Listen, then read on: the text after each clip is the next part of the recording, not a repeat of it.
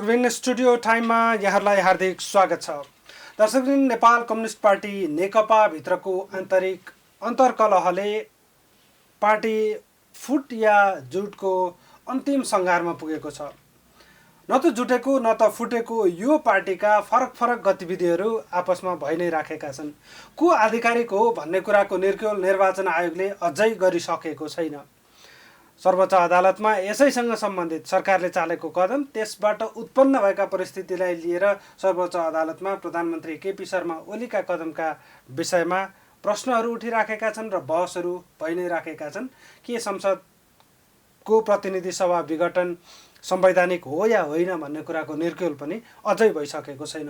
यो नहुँदै गर्दाखेरि विपक्षमा रहेको नेपाल कम्युनिस्ट पार्टी यति बेला आन्दोलनमा छ। देशैभरि आन्दोलन गरि नै राखेको छ। आम हडतालसम्मका कार्यक्रम घोषणा गरिसकेको छ, कार्यान्वयन नै गरिसकेको छ। त्यसैले आजको कार्यक्रममा चाहिँ हामी कम्युनिस्ट पार्टीभित्रको यो अन्तर्विरोध, यो असहजता र यसले सरकार सञ्चालनमा, विशेष गरी प्रदेश सरकार सञ्चालनमा के कस्तो समस्या परिराखेको छ, प्रदेश सरकार कसरी अगाडि बढिराखेका छन् र विशेष गरी सुदूरपश्चिम प्रदेश जो भौगोलिक हिसाबले पनि सङ्घीय राजधानीभन्दा टाढा छ, विकास समृद्धि यी यावत कुराले पछाडि परेको भनिएको छ, त्यो प्रदेश कसरी अगाडि बढ्दैछ, त्यहाँभित्रका सम्भावना लगायतका विषयमा केन्द्रित रहेर आज हामी सुदूरपश्चिम प्रदेशका मुख्यमन्त्री त्रिलोचन भट्टसँग कुराकानी गर्दैछौँ। भट्टज्यू, स्टुडियोमा यहाँलाई हार्दिक स्वागत छ। धन्यवाद छ। यो पार्टीभित्रको असहज परिस्थितिले मुख्यमन्त्रीको जिम्मेवारीमा रहेर प्रदेश सरकार सञ्चालन गर्दै गर्दाखेरि कस्तो महसुस गरिरहनु भएको छ, कस्तो छ? पहिलो कुरा त पछिल्लो घटनाक्रमले गर्दाखेरि एउटा हामी सरकार चलाइराखेलाई मात्रै असहज भन्दा पनि राष्ट्र नै असहज परिस्थितिमा देखिएको छ। त्यसकारणले पनि यो असहजताले जसरी नेपालको संविधान, नेपाली जनताले आफ्नो प्रतिनिधिबाट जो नेपालको संविधान बनाए, सङ्घीय लोकतान्त्रिक गणतन्त्र स्थापना गरे र त्यो अनुसारको सङ्घीय व्यवस्था अनुसार सबै तहका सरकारहरू सञ्चालन हुँदै गइरहेको अवस्थामा नेपाली जनताको चाहना भनेको समृद्धि, विकास, राजनीतिक स्थायित्व, सरकारको स्थायित्वको जुन नेपाली जनताको चाहना थियो र यो चाहनालाई कुठाराघात गर्ने काम भएको छ र असंवैधानिक कदम जो प्रधानमन्त्रीबाट चालियो र त्यसले समग्र राष्ट्र नै अहिले असहज परिस्थितिमा छ र यो सँगसँगै अब अन्य सेक्टरहरू पनि असहज परिस्थितिमा रहने कुरा स्वाभाविक नै हो। तर यसलाई फेस गर्दै अगाडि बढ्नुपर्ने र जनतालाई सही कुरा बताउँदै, जानकारी दिँदै यो कुराको बारेमा यथार्थ रूपबाट संविधानको पालना हुनुपर्छ, सङ्घीय लोकतान्त्रिक गणतन्त्र को संस्थागत विकास हुनुपर्छ भन्ने कुरा नै मुख्य कुरा हो। संविधानको पालना भयो कि भएन भनेर अन्तिम निर्क्युल त सर्वोच्चले गर्ला नै। त्यस अगाडि परस्पर दुई पक्षमा जुन दुईटा बहसहरू, तर्कहरू वितर्कहरू आइ नै राखेका छन्, यो अवस्थाको सिर्जना गर्ने काम, यसको चाहिँ यो भुमरीको बिउ रोप्ने काम त अहिले यहाँ जुन पक्षमा हुनुहुन्छ नेकपाको पनि अध्यक्ष पुष्पकमल दाहाल प्रचण्ड, माधव कुमार नेपाल पक्ष, यो हो नि कारणको चाहिँ जड त भन्ने उहाँहरूको तर्क छ। अनि यो कारणको जड यो होइन। मुख्य कुरा त के हो भने हामी पार्टीमा काम गर्दै जाँदाखेरि पार्टीको विधान हुन्छ, पार्टीको नीति हुन्छ, पार्टीको सिद्धान्त हुन्छ, पार्टी एउटा सिस्टममा चल्नुपर्छ भन्ने एउटा मान्यता हुन्छ र त्यो पार्टीबाट सरकार बनेको छ। किनभने हिजो हामी सबैलाई थाहा छ दुईटा पार्टी, नेपाल कम्युनिस्ट पार्टी एमाले र नेपाल कम्युनिस्ट पार्टी माओवादी केन्द्र संयुक्त रूपबाट चुनावमा जाँदाखेरि हामीले दुईटा कुरा जोरदार रूपबाट उठाएर गएका थियौँ। एउटा कुरा भनेको हामीले के भनेका थियौँ भने नेपालमा छरिराखेका कम्युनिस्टहरू जो छन् ती सबै एकै ठाउँमा आउनुपर्छ र यो दुईटा ठुला पार्टीहरू संयुक्त रूपबाट चुनाव लड्दाखेरि जनताले यो पार्टीलाई मत दिनुपर्छ भनेर एउटा कुरा भनेका थियौँ। र दोस्रो कुरा हामीले के भनेका थियौँ भने जनताको बिचमा अब नेपालमा राजनीतिक आन्दोलनहरू सिद्धिएका छन्, त्यसकारणले अब नेपाललाई समृद्धि को बाटोमा अगाडि बढाउनुपर्छ र जुन सरकारका अस्थिरताहरू थिए विगतमा त्यसको अन्त्य गर्नुपर्छ। एउटा शक्तिशाली मजबुत सरकार बन्नुपर्छ र त्यसको लागि जनताले भोट दिनुपर्छ भनेर हामीले भनेका थियौँ र यो कुरा गरिसकेपछि जनताले त्यो अनुसारको भोट पनि हामीलाई दिएको नै हो र त्यो अवस्थामा हामीले जनताको बीचमा एउटा घोषणापत्र पनि संयुक्त रूपबाट लिएर गएका थियौँ र यो घोषणापत्र संयुक्त रूपबाट लिएर जाँदाखेरि पार्टीलाई दुईटा संयुक्त पार्टीलाई जनताले भोट दियो। हामी यो ठाउँमा पुग्यौँ र मलाई लाग्छ 6वटा प्रदेशमा नेपाल कम्युनिस्ट पार्टीको सरकार, केन्द्रमा 2/3 नजिकको सरकार, स्थानीय तहमा 2/3 नजिक स्थानीय तहको सबै ठाउँमा सरकार र यो अवस्था जनताले दिइसकेपछि पार्टी एकता भयो र पार्टी एकता भइसकेपछि पार्टी जसरी चल्नुपर्ने हो, खास गरेर दुईटा पार्टी एउटा ठाउँमा आउँदाखेरि जो हाम्रो नीति बन्यो, जो हाम्रो सिद्धान्त बन्यो, जो हाम्रो विधान बन्यो, जो हामीले पार्टी चलाउने र सरकार चलाउने जुन सिस्टममा अगाडि बढ्ने भन्ने कुरा जो मान्यता थियो, त्यो मान्यता विपरीत जब कुराहरू अगाडि बढ्न सुरु भइसकेपछि यो समस्याहरू पैदा भयो र त्यसको समाधान भनेको नै पार्टीभित्र नै हुने कुरा हो। तर सभामा हेर्दाखेरि हजुर यहाँले जुन फेयरिस्ट प्रस्तुत गर्दै हुनुहुन्थ्यो, देखिँदाखेरि त सरसर्ती हेर्दाखेरि आफ्नै पार्टीको सरकारका विरुद्ध आफ्नै पार्टीका नेताहरूले काम गर्न पाइलामा अप्ठ्यारो पार्दै गएपछि अन्ततः अविश्वासको प्रस्ताव राखेर सरकार हटाउने, राष्ट्रपति विरुद्ध महाभियोगको तयारी गर्ने जस्ता कुरा अगाडि आइसके पछाडिको परिणाम हो यो। होइन, यो कुरा यस्तो हो, यो उहाँहरूले भन्ने कुरा हो तर त्यो भएको कुरा त्यो होइन। किनभने सत्य कुरा के हो भने मैले भने हामी सरकार चलाइरहँदाखेरि हामी जुन पार्टीबाट, जुन पार्टीको निर्वाचन चुनाव चिन्हबाट, जुन पार्टीको घोषणापत्रबाट हामी निर्वाचित भएका हौँ र त्यो पार्टीको निर्वाचन अथवा घोषणापत्र, त्यो पार्टीको सिद्धान्त, त्यो पार्टीको नीतिभित्र पनि हामीले काम गर्नुपर्ने हुन्छ एउटा कुरा। र अर्को कुरा के हुनुपर्छ भने जब सरकारमा बसेका मान्छेहरूले अथवा सरकारले गर्ने डिसिजनबाट जनतालाई लाभ भएको छ कि छैन, जनतामा असन्तुष्टि छ कि सन्तुष्टि छ, यो हेर्ने कुरा पार्टीको पनि काम हो। त्यसकारणले जब पार्टी सिस्टममा चल्दैन, पार्टी विधिमा चल्दैन, मूल्य मान्यतामा चल्दैन, सरकार मूल्य मान्यतामा चल्दैन, यसको विषयमा पार्टीभित्र छलफल हुनुपर्छ भनेर पार्टीका बैठकहरूमा नआइदिएपछि, पार्टीमा छलफलमा नआइदिएपछि, आफ्नो मनोमानी ढङ्गबाट काम अगाडि बढिसकेपछि यो प्रकारको परिस्थिति बनेको एउटा कुरा। दोस्रो कुरा, अविश्वास प्रस्ताव आएको त हामीले त कसैले थाहा पाएनौँ, त्यो त अहिले भन्ने कुरा हो। तर यदि साँच्चै त्यो कुरा पनि हो भने ल अविश्वास प्रस्ताव नै आयो त, लोकतन्त्रको मुख्य मूल्य मान्यता के हो त? अविश्वास प्रस्ताव आइसक्यो, त्यसको सामना गर्नु पर्यो नि त। त्यो अविश्वास प्रस्ताव पहिलो कुरा त पार्टीले ल्याउँथ्यो कि ल्याउँथिएन भन्ने कुरा पार्टीभित्रको छलफलको विषय थियो र पार्टीका बैठकमै सहभागी भएन भनेपछि त्यो छलफल कहाँ हुने, त्यो कुरा प्रष्ट हुनु जरुरी हुन्थ्यो। यदि आइहाल्यो भने पनि त त्यसको सामना गर्नु पर्यो नि त। जब अविश्वास प्रस्ताव नै आइहाल्छ भने त्यसको सामना गर्नु पर्यो।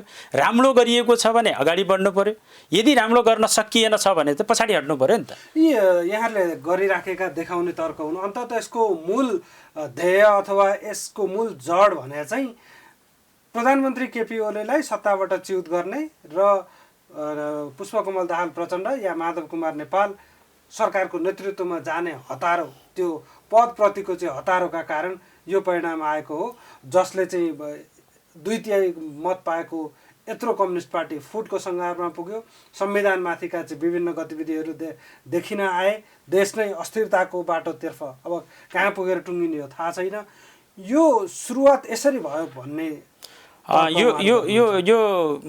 यो तर्कको कुनै अर्थ छैन, यसलाई कुतर्क भन्नुपर्छ। किनभने यहाँहरूलाई सबैलाई थाहा छ, आम नेपाली जनतालाई थाहा छ कि दुईटा पार्टी एक ठाउँमा आउँदाखेरि दुईटा अध्यक्षको बिचमा एउटा सहमति भएको छ।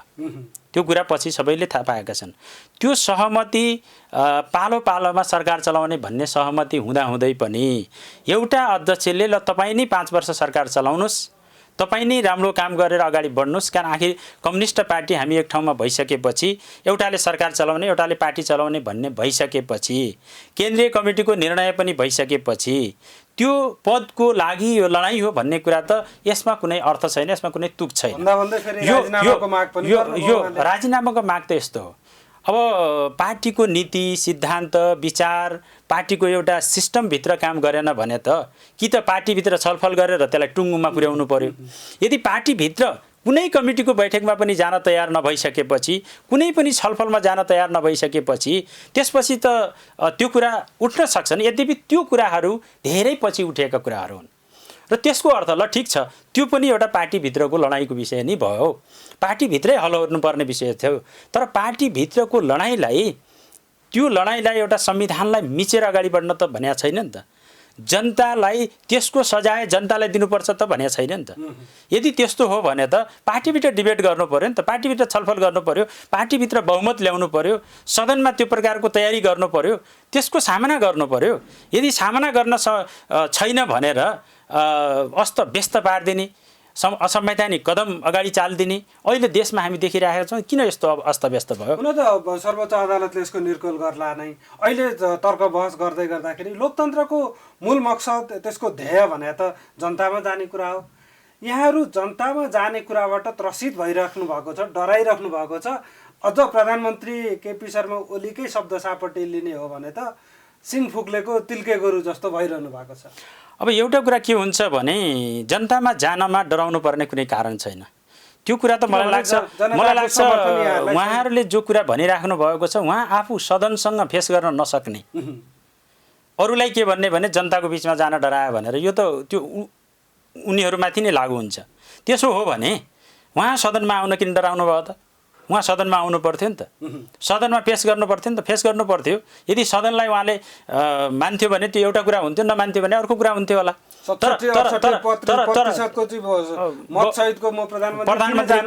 प्रधानमन्त्री भएको अवस्थामा त्यो पनि लोकतन्त्रको एउटा पाटो हो।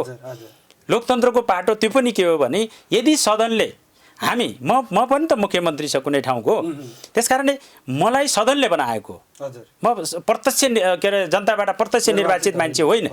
त्यसकारणले सदनसँग विश्वासको वातावरण लिनु पर्यो यदि त्यो आवश्यक त हो भने। त्यसकारणले उहाँहरूले जो भन्दै हुनुहुन्छ त्यो त उहाँहरूमा नै लागू हुन्छ त्यो कुरा, एउटा कुरा। दोस्रो कुरा के हो भने हामी निर्वाचनमा जानमा डराएको होइन, डराउनु पर्ने कुनै कारण पनि छैन र हामी निर्वाचित भएर नै यहाँ पुगेको। 2/3 बहुमतको नजिक त नेपालको संविधानभित्र रहेर निर्वाचन भएर त्यहाँबाट हामी निर्वाचित भएको। तर नेपालको संविधान बनाउँदाखेरि हामीले कस्तो बनायौँ? विगतका संविधानहरूमा त त्यो व्यवस्था थियो, तर यो संविधानले त त्यो व्यवस्था गरेन नि त। संविधान बनाउनेमा त सबै हुनुहुन्थ्यो, उहाँहरू नै हुनुहुन्थ्यो, अरूले त कसैले बनाएको होइन नि त यो संविधान त। संविधान आफै बनाउने, विगतमा अस्थिरता भयो, 9 महिनामा सरकारहरू परिवर्तन हुन लागे, त्यसकारण एउटा दायित्व दिनुपर्छ भनेर संविधानमा त्यो परिकल्पना गर्ने। तर त्यो परिकल्पनालाई लागू गर्दाखेरि अहिले लोकतन्त्रका कुरा उठाएर त्यसलाई विपरीत दिशातिर मोड्ने जुन काम भइरहेको छ यो गलत छ। त्यसकारणले हामी निर्वाचनबाट डराएको होइन, हामी निर्वाचनमा जान तयार छौँ, हामी तयार हुनुपर्छ, यसमा कुनै दुईमत छैन। तर नेपालको संविधानले 5 वर्ष नपुग्दै चुनाव गर्न भनेको छैन।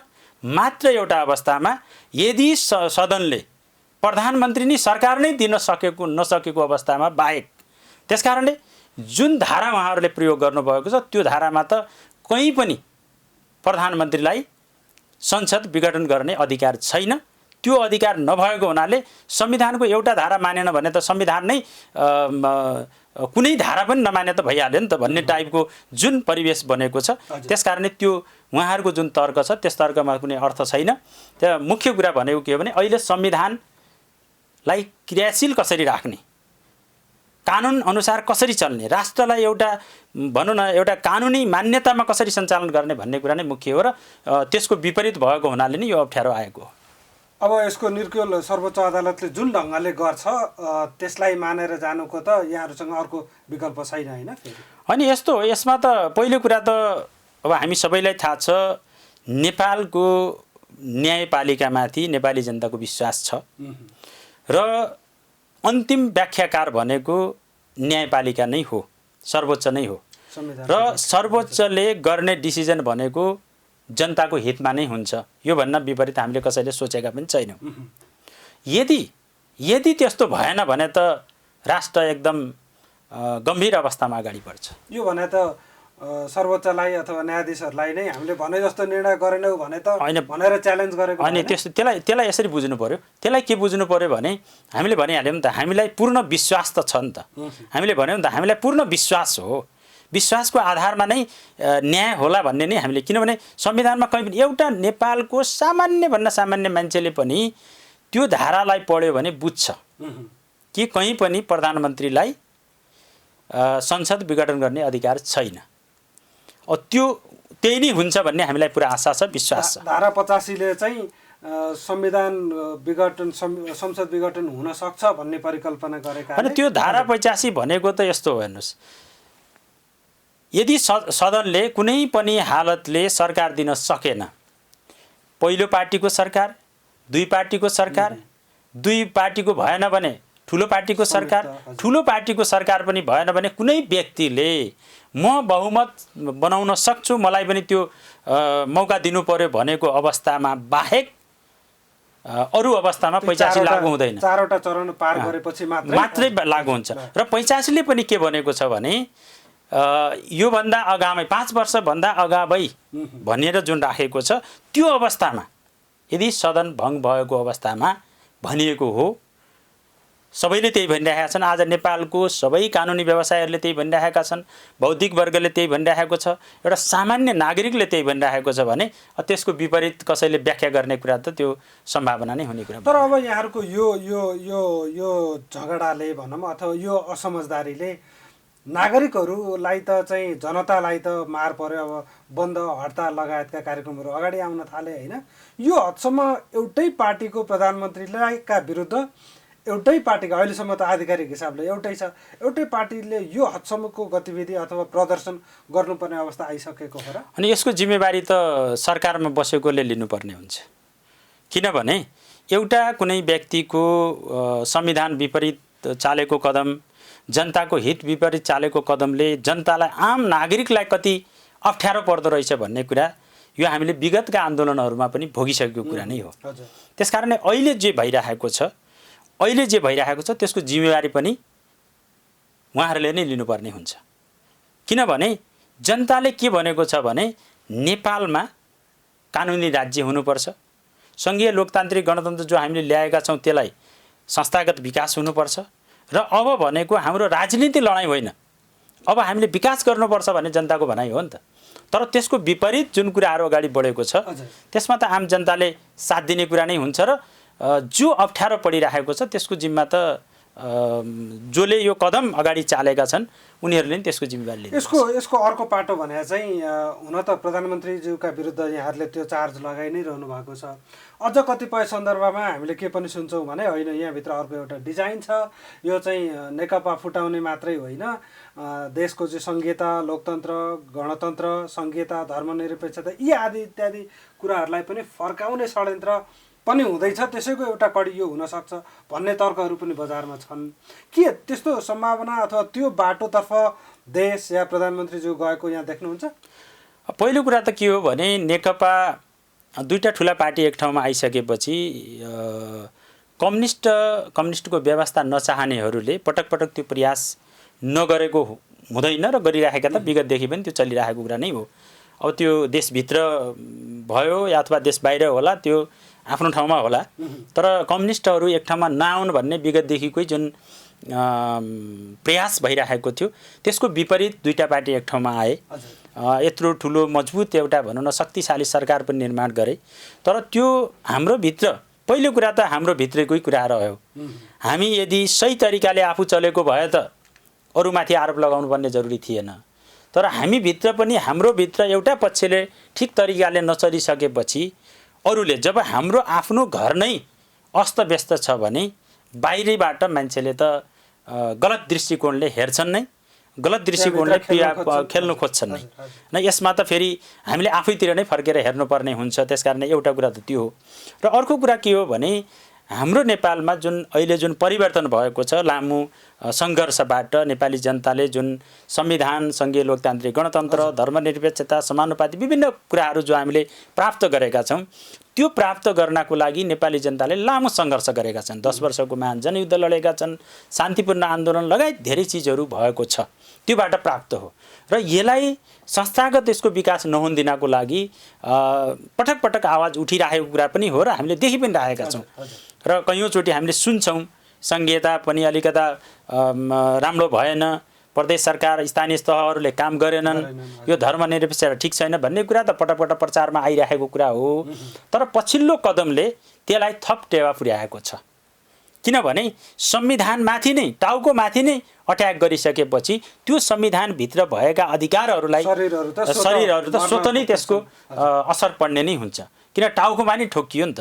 त्यसकारणले टाउकोमाथि नै आक्रमण गरिसकेपछि अब त्यसभित्रका रहेका जुन अधिकार छन्, जो अंशहरू छन्, त्यसमा पनि केही न केही असर पर्न सक्ने सम्भावना छ। तर अहिले नै हामी नेपाली जनता सचेत छन्, अहिले नै त्यहाँसम्म जान त नेपाली जनताले दिँदैनन् हैन, तर त्यतापट्टि लिएर जाने प्रयास हुन सक्छ र त्यसको सुरुवाती चरण हो भन्न पनि सकिन्छ। अब त्यसो त त्यो प्रयासका विरुद्ध यहाँले जुन आन्दोलन गरिरहनु भएको छ, कहिलेसम्म हो यो आन्दोलन, यसको निष्कर्ष के हो? नागरिकहरूले यो यहाँहरूको चाहिँ एउटै पार्टीभित्रको विपक्षीले समेत रमिता मानेर हेर्नुपर्ने कहिलेसम्म हो त? अब यो पछिल्लो कदम भनेको त्यो एउटा पार्टीको मात्रै रहेन। मैले अघि पनि भने हाम्रो पार्टीभित्र को आन्तरिक जुन झगडा थियो, त्यो झगडालाई खास गरेर हाम्रो दुईटा अध्यक्ष प्रणालीमा हामी चलिसकेपछि एउटा अध्यक्षबाट यो आन्तरिक कुरालाई आन्तरिक रूपबाट नै पार्टीको बैठकद्वारा नै हल गर्नुपर्ने कुरालाई जुन जनताको माथि जुन थोपर्ने काम भयो, यो गलत भएको छ। तर त्यसपछि यो एउटा पार्टीको मात्र भएन, किन संविधान भनेको नेकपाको मात्रै होइन, संविधान भनेको सबै पार्टीको भएको हुनाले यो साझा विषय नै बनेको हुनाले अब यो साझा विषय छिटोभन्दा छिटो यसको निकास आओस् भन्ने सबैको चाहना हो। त्यसकारणले पनि साझा सङ्घर्ष त बन्न सक्छ। अब यसको लागि पनि प्रयास भइरहेको स्थिति छ र केही समय लाग्न सक्छ यसको लागि, किनभने अहिलेसम्म विधिवत रूपबाट पार्टी अलग भएको भन्ने अरूले महसुस गरेका छैन। यद्यपि त्यो भइसकेको छ, विधिवत घोषणा हुन मात्रै बाँकी छ, तर अरूले अहिले नै त्यसलाई स्वीकारिसकेको छैन। त्यसकारणले पनि साझा बन्नमा केही समय लाग्न सक्छ, तर यो यहाँसम्म नजाओस् भन्ने हाम्रो चाहना हो। अदालतले नै यो कुराको टुङ्गो लगाइदियो भने राष्ट्र एकदम राम्रो तरिकाले अगाडि बढ्छ र राष्ट्रले जे चाहेको छ, खास गरी समृद्धिको कुरा, विकासको कुरा र सङ्घीयतालाई एउटा संस्थागत विकास गरेर अगाडि बढ्ने कुरा नै राष्ट्रले चाहेको छ, नेपाली नागरिकले चाहेको छन्। र यो कुरालाई अदालतमा जुन विचाराधीन जुन विषय छ त्यसले समाधान दियो भने यो सबै चिजहरू त्यहाँबाट हल हुन्छ। राष्ट्रिय राजनीतिको यो विषय भयो। अब हामी क्षेत्रीय राजनीति अथवा प्रादेशिक राजनीतिमा जाऊँ। प्रधानमन्त्री, देशको सङ्घीय सरकारको प्रधानमन्त्री यहाँहरूको चाहिँ सुदूरपश्चिम प्रदेशमा जाँदै हुनुहुन्छ, तर त्यहाँ मुख्यमन्त्री नै उपस्थित हुनुहुन्न। यो हदसम्मको चाहिँ व्यवस्था प्रधानमन्त्रीज्यूका विरुद्ध गर्न मिल्छ यहाँले? होइन, यसलाई व्यवस्था भन्नु भएन। दुईटा कुरा छ। एउटा कुरा त सरकारको कार्यक्रममा सरकारको कुनै पनि पदाधिकारी जाँदाखेरि सरकारी निकायको तर्फबाट हामीले जाने कुरा, स्वागत गर्ने कुरा रहन्छ। र फेरि के पनि भयो भने नेपालमा पहिलोचोटि नै हामी सङ्घीय व्यवस्थामा अगाडि बढेको हुनाले अब हामीले त्यो अनुभव पनि नगरेको कारणले पनि अलि बढी चर्चाको विषय बन्यो यो। सरकारी निकाय र सरकारी कार्यक्रमहरूमा यदि प्रधानमन्त्री होस् या अरू कुनै मन्त्रीहरू हुन्, त्यस अवस्थामा भेट्ने कुरा, जाने कुरा त्यो स्वाभाविक नै रहन्छ। एउटा कुनै पार्टीको र पार्टीको पनि एउटा कुनै समूहगत रूपबाट कार्यक्रममा जाँदाखेरि त्यही पनि फेरि हामीलाई आधिकारिक रूपबाट कुनै जानकारी पनि नभएको अवस्था। योभन्दा पहिले कैयौँचोटि जाँदाखेरि हामीले नगरेका कुरा होइनौँ। ठुला ठुला अब यहाँको प्रधानमन्त्री, सामान्य राष्ट्रपति लगायतको पनि सुदूरपश्चिममा नगएका होइनन्। त्यतिखेर प्रदेश सरकारले कुनै कमी राखेको कुरा पनि थिएन।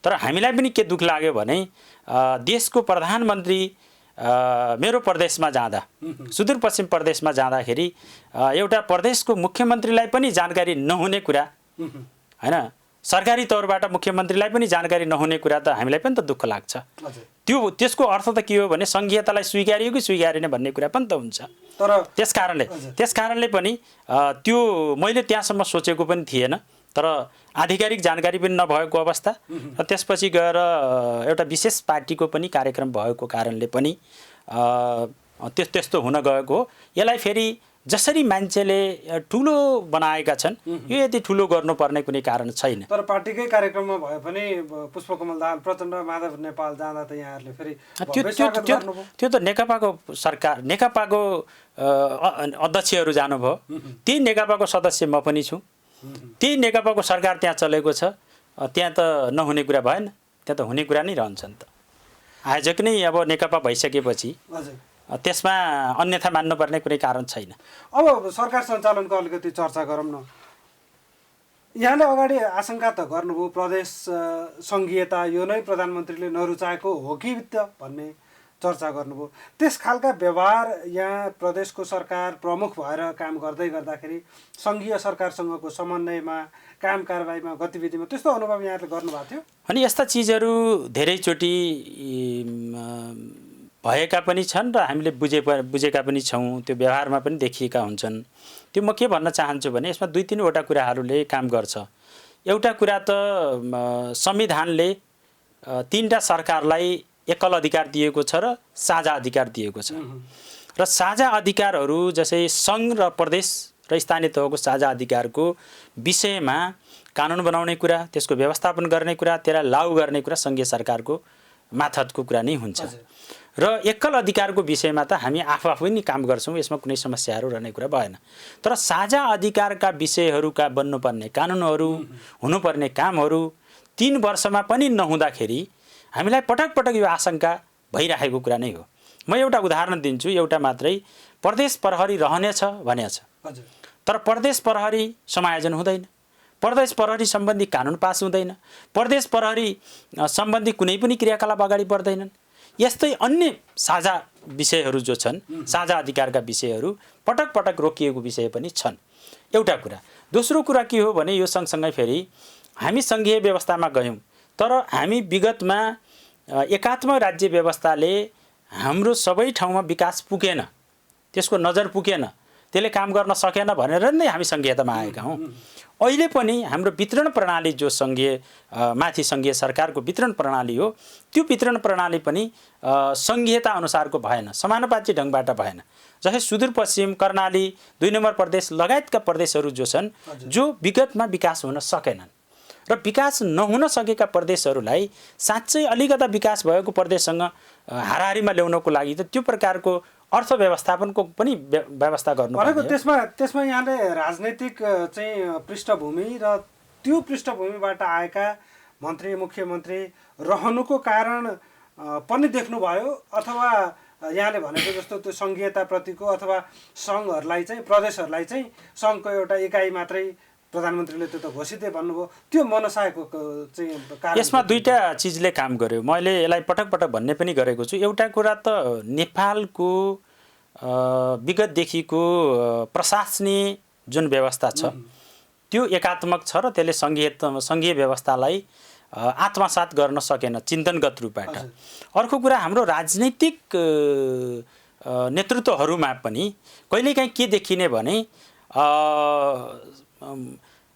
हिजो देशैभरिको मन्त्री बन्न पाइएको थियो तर अहिले काठमाडौँको मात्रै मन्त्री बन्न पाइएको हो कि प्रदेशमा गएपछि प्रदेशका धेरै निकायहरू प्रदेशमा गएका छन् जो हिजो सङ्घबाट परिचालित हुने निकायहरू त प्रदेशमा गएका छन् भोलि ती सबैको मन्त्री नबन्ने हो कि भन्ने चिन्तनले पनि कहीँ न कहीँ काम गर्यो भनेको मुखमा चाहिँ सङ्घीयताको नारा व्यवहारमा चाहिँ एकात्मक सोच यो देखियो यसले 2टै ठाउँमा काम गर्यो एउटा त प्रशासनिक रूपबाट स्वीकारिएन चिन्तनगत रूपबाट नै स्वीकार भएन त्यो पटक पटक त्यो कुराहरू झल्किए सबै ठाउँमा र अर्को कुरा राजनीतिक रूपबाट पनि के भयो भने देशैभरिको मन्त्री हुनु पर्यो हैन एउटा कुनै ठाउँको मात्रै हुनु भएन जस्तै कैयौँ निकायहरू त अहिले तल गए नि त चाहे तपाईँ कृषिका कुरा गर्नुहोस्, चाहे अन्य अन्य जुन वनगाछ सबै धेरै चिजहरू त तल गए होइन।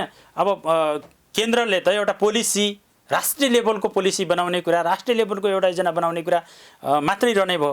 र यसले पनि कहीँ न कहीँ के काम गर्यो भने धेरै अधिकार तल दिनुहुन्न, दियो भने पनि किस्ताबन्दीमा दिनुपर्छ, आहिस्ता आहिस्ता दिनुपर्छ, धेरै भनौँ न त्यसको प्रकारको समस्या भएपछि मात्र दिनुपर्छ भन्ने टाइपको चिन्तनले एउटा काम गर्यो। राजनीतिक पृष्ठभूमिले त्यसले पनि काम गर्यो। यो सँगसँगै अब पृष्ठभूमिको हिसाबबाट त विगतमा त त्यस्तो अवस्था हुने कुरा नै थिएन, तर पृष्ठभूमि भन्दा पनि चिन्तनगत रूपबाट नै हिजोदेखि नै आत्मसात नगरिएको संघीयतालाई कार्यान्वयन गर्दाखेरि कहीँ न कहीँ अप्ठ्याराहरू देखिए। यसको भुक्तभोगी हामी पनि भयौँ। अर्को पाटो, अब यो एउटा पाटो भयो। अर्को भने चाहिँ अहिले पनि संघीयताकै विषयमा प्रश्न उठि नै राखेछ। राजनीतिमा संघीयता विरोधी दलहरू नै घोषित रूपमै छन्। पछिल्लो चरणमा प्रदेशहरूले अथवा स्थानीय तहहरूले सङ्घीय संरचनामा जे काम गरे, जे व्यवहार देखाए, जे परिणाम निकाले र जे भोगे नागरिकले, त्यसले पनि सङ्घीयताप्रति विकर्षण जागृत गरायो। त्यो अनियमितताका, भ्रष्टाचारका कुरा हुन् अथवा भनेको जति परिणाम विकासका, समृद्धिका निकाल्न नसक्नुका परिणाम हुन्। यहाँ मुख्यमन्त्री पनि हुनुहुन्छ। सुदूरपश्चिम प्रदेशमै ल के सङ्घीयता आएपछि हामीले यो के गर्न सक्यौँ भनेर त्यो अनुभूत जनताले गर्न पाए कि पाएनन् भन्ने प्रश्न पनि छ। पहिलो कुरा त मैले के भनौँ भने 5 वर्ष नपुग्दै सङ्घीयताको मूल्याङ्कन गर्नु भनेको छिटो हुन्छ। हजुर, यो भनेको यो मुख्य कुरा नै के हो भने कहीँ न कहीँ सङ्घीयतालाई नै कोल्याप्स गर्ने चिन्तनबाट यो कुरा उठिरहेको छ होइन। चाहे त्यो राजनीतिक तौरबाट होस्, चाहे त्यो प्रशासनिक तौरबाट होस्, चाहे त्यो आम रूपबाट देखिरहेको छ। त्यो किनभने एउटा कार्यकाल पनि नसिद्धिकन त्यसको मूल्याङ्कन हुन्छ भने त्यो यत्रो लामो 70 वर्षसम्म हामीले सङ्घर्ष गरेका छौँ, त्यसको मूल्याङ्कन हामी 3 वर्षमा गर्दैछौँ। त्यो गलत हो, त्यो होइन, त्यो छ। त्यो तपाईँहरू जस्तो मिडियाकर्मीहरूले गाउँ गाउँमा गएर हेर्नुभयो भने काठमाडौँमा तपाईँले भेटाउनुहुन्न सङ्घीयताको विकास, यहाँ भेटाउनुहुन्न। किनभने यहाँ त पहिलेदेखि विकास भएको छ। यहाँको कुन नागरिकले मलाई सडक चाहियो भनेर माग गर्छ, कुन नागरिकले मलाई खानेपानी चाहियो भनेर माग गर्छ, कुन नागरिकले यहाँ भनौँ न मलाई औषधि उपचारको लागि एउटा स्वास्थ्य चौकी चाहियो भनेर माग गर्छ, यहाँ त गर्दैन नि त। त्यो माग, त्यो कुरा कहाँ उठ्छ भने बाजुरामा उठ्छ। त्यो कुरा तपाईँले एकदमै दूरदराजको तराईको कुनै दुर्गम जिल्लामा उठ्छ, त्यो कर्णालीमा उठ्छ। र त्यहाँ गएर तपाईँहरूले बुझ्नु पर्यो स्थानीय तहले के गरेका छन्, प्रदेशहरूले के गरेका छन् र हामीले काम गरेको पछिल्लो चरणको परिणाम के हो। र यसको म एउटा मात्रै उदाहरण दिन चाहन्छु। अहिले विश्वव्यापी जुन कोरोनाको कारणले अमेरिका जस्तो शक्तिशाली राष्ट्र पनि घुँडा टेक्नुपर्ने बाध्यता भयो, हामीले सहज रूपबाट त्यसलाई पार लगायौँ। त्यसको एउटै उदाहरण भनेको के हो भने सङ्घीयताको कारणले मात्रै त्यो सफल भएको। यदि साँच्चै तपाईँ भन्नु हिजो सिडिओले हेर्थ्यो एउटा जिल्लालाई, अहिले सिडिओले हेरेर यो कोरोनालाई हामी रोक्न सक्थ्यौँ? थिएन। एउटा वडा सदस्यदेखि लिएर मन्त्रीदेखि लिएर मुख्यमन्त्रीसँग प्रत्यक्ष फिल्डमा खटेर नै त्यसको हामीले म्यानेजमेन्ट गऱ्यौँ।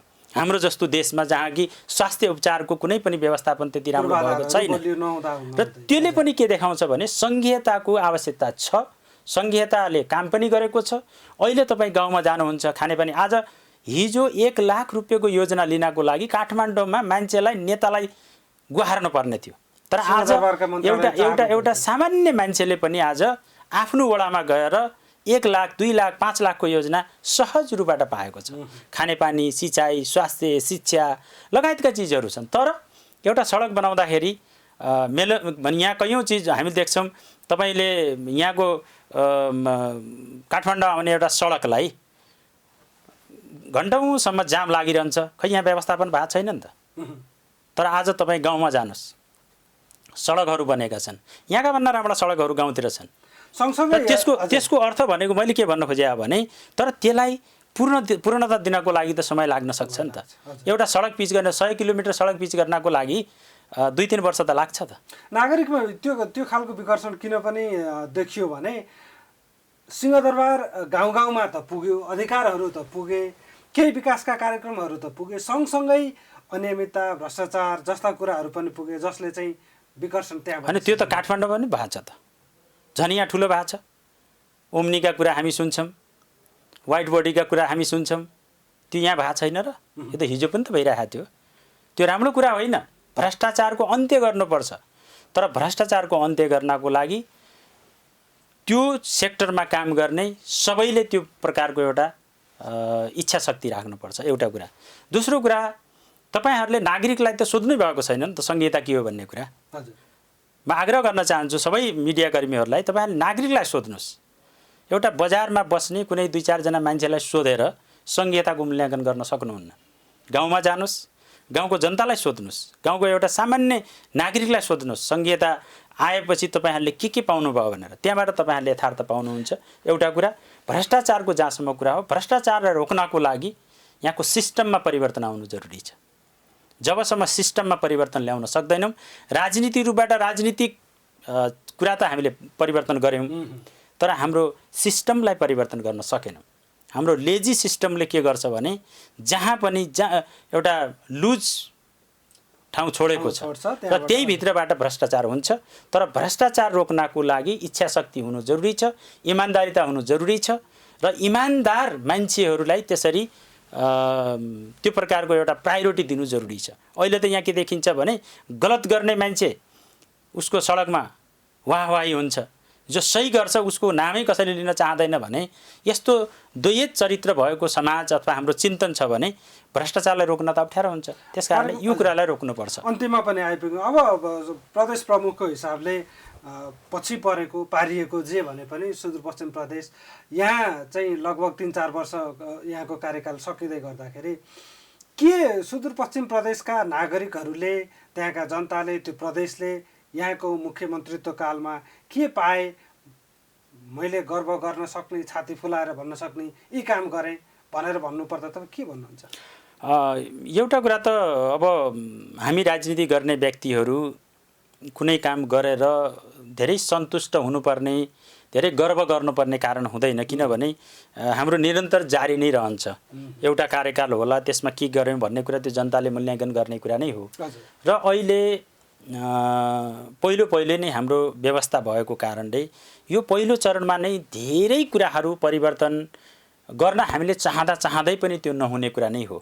मैले भने हामी जतिखेर मुख्यमन्त्रीको शपथ लियौँ त्यतिखेर हामीसँग बस्ने घर थिएन, हामीसँग कानुन थिएन, हामीसँग कर्मचारी थिएनन्, हामीसँग अन्य कुनै पनि व्यवस्थापन थिएन, अनुभव पनि हामीसँग कम थियो। किनभने संहितालाई त हामीले किताबमा मात्र पढेका थियौँ, त्यसलाई व्यवहारमा उतारेका थिएनौँ। तर त्यो जिम्मेवारी हाम्रो काँधमा आयो र म के मानेमा गर्व गर्छु भने पहिलो नेपालको सङ्घीय लोकतान्त्रिक गणतन्त्रमा पहिलो प्रदेशको मुख्यमन्त्री हुँदा मैले यसलाई संस्थागत विकास गर्ने कुरा नै मुख्य कुरा हो। र यसमा केही समस्याहरू रहे जो मैले भनि पनि सकेँ, केही केन्द्रका समस्या रहे, केही कानुनी समस्या रहे, केही सोचाइका समस्या रहे। त्यसकारणले एउटा प्रहरी त एउटा मुख्यमन्त्रीको हातमा आउँदैन भने त्यो मुख्यमन्त्रीले कति काम गर्न सक्छ त्यो कुरा आफै बुझ्ने कुरा नै भयो। एउटा त्यहाँ छ। र अर्को कुरा के हो भने हामीले कयौँ चिजको सुरुवात गरेका छौँ। जस्तै मैले भने हाम्रो सुदूरपश्चिममा विगतमा लामो 4-4 चोटि 5-5 चोटि प्रधानमन्त्री भएको सुदूरपश्चिम हो। तर जिल्ला सदरमुकाम बाहेक कैलाली कञ्चनपुरका केही क्षेत्र बाहेक कालोपत्रे भएका सडक थिएनन्। आज हामी गाउँ गाउँमा कालोपत्रे सडक गर्दैछौँ। हस्पिटलको स्तरोन्नति गरेर सबै जिल्ला हस्पिटलहरूलाई हामी व्यवस्थित गर्दैछौँ। हामी कृषिमा प्रायोरिटी दिएर कृषि कार्यक्रमलाई एकीकृत रूपबाट त्यसलाई सञ्चालन गरेर आम जनतालाई कृषिमा जोड्दैछौँ र पर्यटन दिइराखेका छौँ। त्यति मात्र होइन, एकीकृत कृषि कार्यक्रम जो हामीले सञ्चालन गरेका छौँ त्यो भनेको के हो भने किसानले चाहेको सबै कुराहरू सरकारले पूर्ति गर्ने, त्यसपछि किसानहरूले त्यहाँ आम्दानी उत्पादन बढाउने। र यो सँगसँगै हामीले पर्यटनको विषयमा पनि त्यो तयारी अगाडि बढिरहेका छौँ र पर्यटन के क्षेत्रहरूमा भौतिक संरचनाहरू तयार गर्ने काममा लागेका छौँ। र यसको परिणाम आउन केही समय, यसको अतिरिक्त धेरै चिजहरूमा हामीले सुधार गरेका छौँ, धेरै चिजहरू नयाँ गरेका छौँ। तर यसको परिणाम आउन 1-2 वर्षमै सम्भावना कम हुन्छ। किन वर्षौँदेखि नेपालमा त भइरहेको सरकारहरूले त काम गर्न सकेका छैनन् भने यसको केही समय लाग्न सक्छ परिणाम आउन। तर मलाई के आशा छ भने मैले मेरो कार्यकालमा सुदूरपश्चिममा जुन कुराको सुरुवात गरेको छु त्यसको परिणाम आउँदै जाने क्रममा यो जनताले यसको भोग गर्छन् र त्यो आधारमा नै जनताले त्यसको लाभ पनि लिन पाउँछन्। अब 26 गतेदेखि चाहिँ प्रदेश संसद चल्दैछ।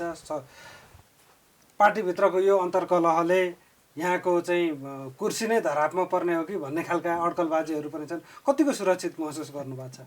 अब यस्तो हो, अब कुर्सी धरापमा पढ्ने कुरा त छैन। हजुर। फेरि म कस्तो व्यक्ति हो भने मैले कुर्सीलाई धेरै महत्त्व दिँदैन, मैले आफ्नो कामलाई महत्त्व दिन्छु होइन। तर अहिलेको सुदूरपश्चिमको कन्डिसन सबै चिज बुझ्दाखेरि अहिले नै हाम्रो त्यहाँ यो पार्टीभित्रको असर त्यहाँ सरकारमा पर्छ भन्ने कुरा हुँदैन, पर्दा पनि पर्दैन। र हामी राम्रो तरिकाले हामी काम गरिरहेका छौँ, काम गर्छौँ। र हामीले आफ्नो कानुन निर्माणको कुरा होस्, चाहे योजना निर्माणको कुरा होस्, चाहे विकासका कुरा हुन्, चाहे रोजगारीका कुरा हुन्, धेरै कुराहरू रोजगारीको विषयमा पनि उठिरहेका हुन्छन्। यसलाई पुरा गर्नको लागि प्रदेश सरकारले निरन्तर काममा अगाडि बढ्छ र अहिलेको असर सुदूरपश्चिम प्रदेशमा पर्दैन। त्यस्तो कन्डिसन आइहाल्यो भने त त्यसको सामना गर्ने कुरा नै हुन्छ। हस्, मुख्यमन्त्रीज्यू समय दिनुभयो र समसामयिक राजनीतिका र प्रदेशसँग सम्बन्धित केही विषयमा हाम्रो मिडिया मार्फत आम नागरिकलाई प्रश्न पारिदिनु भयो। यहाँलाई धेरै धेरै धन्यवाद छ। धन्यवाद छ यहाँलाई पनि। हस्, धन्यवाद। दर्शक पनि आजको हाम्रो कार्यक्रमको समय सकियो। आज हामीले सुदूरपश्चिम प्रदेशका मुख्यमन्त्री त्रिलोचन भट्टसँग समसामयिक राजनीतिका केही विषय र प्रदेशसँग सम्बन्धित भएका केही विषयमाथि केही छलफल गऱ्यौँ, बहस गऱ्यौँ। र यसले पनि के चाहिँ देखिन्छ भने सुदूरपश्चिम प्रदेशले जो विगतमा पछि परेको थियो, पारिएको थियो, अहिले सङ्घीयता आइसके पछाडि अथवा सङ्घीयतालाई व्यवहारमा कार्यान्वयन गरिसके पछाडि केही आशाका किरणहरू अथवा आशाका दियोहरू सुरुवात भएको छ। तर यसको परिणाम आउन चाहिँ एकै दिनमा आउँदैन, केही समय लाग्छ। यसको परिणाम देखिनेछ भविष्यमा भनेर उहाँले गर्वका साथ भन्नुभएको छ। समय दिनुभएकोमा मुख्यमन्त्रीज्यूलाई धेरै धन्यवाद। र अर्को कार्यक्रममा हामी फरक विषय र व्यक्तित्वका साथ फेरि आउनेछौँ। नमस्कार।